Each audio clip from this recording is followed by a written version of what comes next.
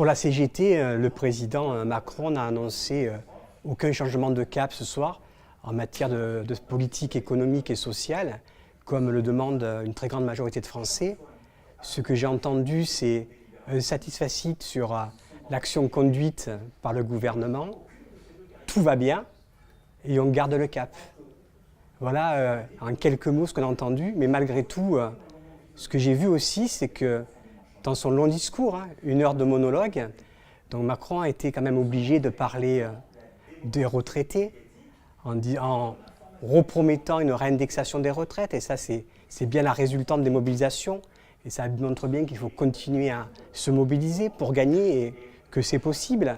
Il a annoncé aussi son grand intérêt pour les services publics, avec un maintien d'un certain nombre de services publics, aussi une accessibilité des services publics, une humanisation, mais la réalité c'est que le en même temps, le fameux en même temps, la réalité c'est qu'on prévoit des coupes budgétaires.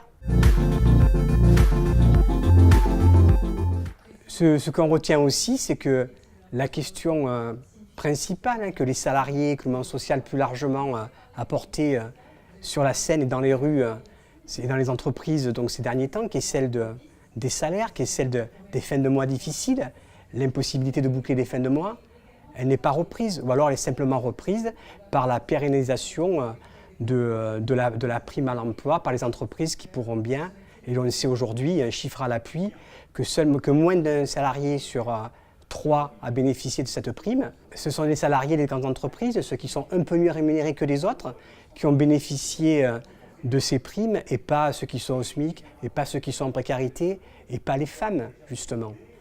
Et que le fait, moi je veux bien que pour les femmes, les familles monoparentales, on mette en place un fonds de garantie des pensions alimentaires, comme il se fait un peu au Canada, mais la réalité c'est qu'est-ce qu'on fait pour la valorisation de l'emploi, qu'est-ce qu'on fait en termes de salaire pour ces femmes-là, qu'est-ce qu'on fait en termes de véritable justice fiscale, avec la suppression de la TVA sur les produits de première nécessité. Ça, aucun mot dans le discours présidentiel ce soir. Sur service public, le président nous fait une belle envolée sur l'intérêt des services publics, sur la cohésion sociale, sur les services publics au service des territoires, à la fois de l'aménagement, mais aussi de la cohésion et de la solidarité pour les populations. Mais la réalité, là encore, c'est que les services publics, au-delà des paroles, rien n'est fait pour les conforter et les développer. Je prendrai pour exemple la réforme de la SNCF, donc la réforme du statut des cheminots, dont on voit les effets aujourd'hui, avec la fermeture de lignes. Rien non plus sur la non-privatisation d'ADP. Donc on a des discours sur les services publics, on n'a pas les actes, mais on a des annonces comme la poursuite des réformes qui sont plus qu'inquiétantes. Oui, le président a fait des annonces sur les services publics.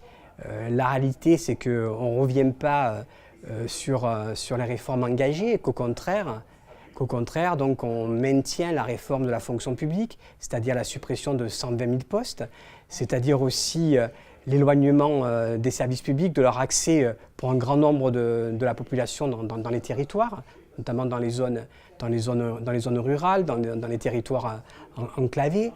Ce qu'on voit aussi, c'est de grands risques d'externalisation des services publics qui seraient confiés au privé. Tu restes à mettre en lien ça avec la mobilité possible et qui sera facilitée entre privé et public.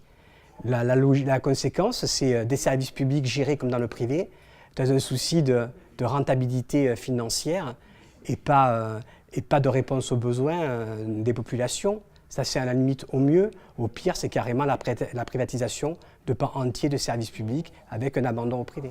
Le travailler plus, il faudrait que le président a mis en avant le travailler plus, sans donner de grandes explications, mais avec là aussi de grands dangers, si j'en écoutais la question posée par les journalistes, puisque ça travaillait plus, couvrait à la fois le champ d'un départ, donc de partir plus tard.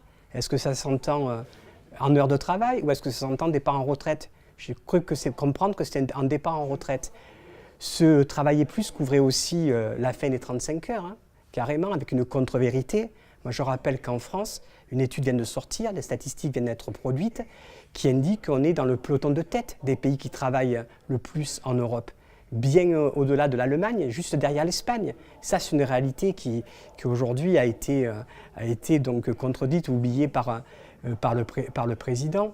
Et c'est aussi la question du trop grand nombre de congés. Et on pourrait déduire qu'avec ce trop grand nombre de congés reviendrait l'idée d'une seconde journée de solidarité. On a un silence qui est peut-être parlant en la matière. Et donc, effectivement, ce travailler plus est porteur de danger. Il pose des soucis, c'est un travailler plus sans que les salariés gagnent plus.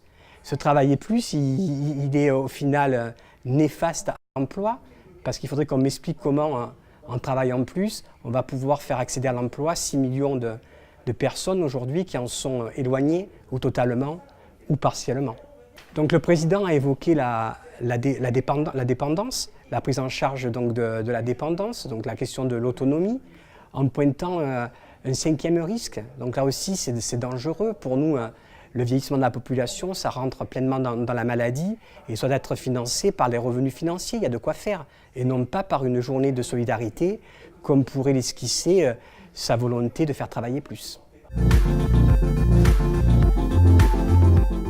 Mais je finirai aussi sur quelque chose de très grave et très dangereux, c'est l'appel du pied aux forces réactionnaires à l'extrême droite et fascisante de ce pays à travers toute une islamophobie qui a été développée en fin de discours, avec la possibilité de voter chaque année des quotas d'immigration, le durcissement du regroupement familial, le durcissement du droit d'asile. Tout ça c'est inquiétant, c'est purement populiste, électoraliste, et c'est des relents nauséabonds, un petit peu comme le discours qui nous ramenait à une certaine époque des années 40 sur famille, travail, patrie. Et c'est pas du tout ça le progrès social. La CGT a fait 19 propositions pour répondre aux enjeux et aux urgences démocratiques, aux urgences sociales, aux urgences climatiques, mais pour répondre aussi à la citoyenneté à l'entreprise, dont on n'a pas parlé ce soir, aucun mot là-dessus, sur les droits des salariés, rien en la matière, qui a fait aussi des propositions en matière de véritables services publics à destination des populations, du développement économique, de l'aménagement du territoire. Donc il y a 19 propositions que l'on met sur la table qui pour nous sont d'actualité et qu'il va falloir porter à travers les mobilisations à venir. Aujourd'hui, ces propositions, il faut les mettre sur la table. Il y a la seule façon efficace de les mettre sur la table, c'est aujourd'hui de poursuivre et d'amplifier les mobilisations, à la fois les mobilisations professionnelles, les mobilisations en territoire, les mobilisations dans les entreprises, comme aujourd'hui dans les hôpitaux qui se répand et qui fait tache d'huile, et puis de proposer des rendez-vous collectifs, des rendez-vous de convergence, et un rendez-vous là, tout près de nous, tout proche, c'est le 1er mai, où nous invitons l'ensemble des salariés, des demandeurs d'emploi, les jeunes, l'ensemble de la population, quel que soit leur statut, à venir dans la rue pour exiger une autre politique en faveur du progrès social.